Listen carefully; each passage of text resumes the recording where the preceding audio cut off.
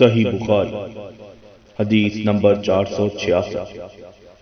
ابو سعید خدری رضی اللہ تعالی عنہ نے بیان کیا کہ ایک دفعہ رسول اللہ صلی اللہ علیہ وسلم نے خطبہ فرمایا کہ اللہ تعالیٰ نے اپنے ایک بندے کو دنیا اور آخرت کے رہنے میں اختیار دیا کہ وہ جس کو چاہے اختیار کرے۔ بندے نے وہ پسند کیا جو اللہ کے پاس ہے، یعنی آخرت۔ یہ سن کر ابو بکر رضی اللہ تعالی عنہ رونے لگے۔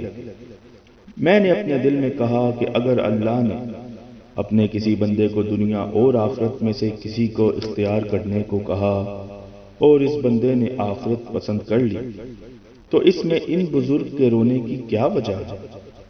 لیکن یہ بات تھی کہ بندے سے مراد رسول اللہ صلی اللہ علیہ وسلم ہی تھے، اور ابو بکر رضی اللہ تعالی عنہ ہم سب سے زیادہ جاننے والے تھے۔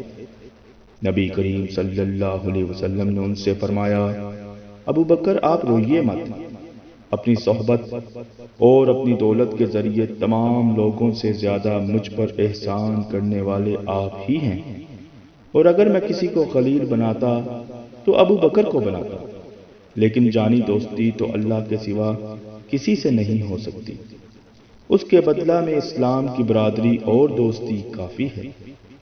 مسجد میں ابو بکر رضی اللہ تعالی عنہ کی طرف کے دروازے کے سوا تمام دروازے بند کر دیے جائیں۔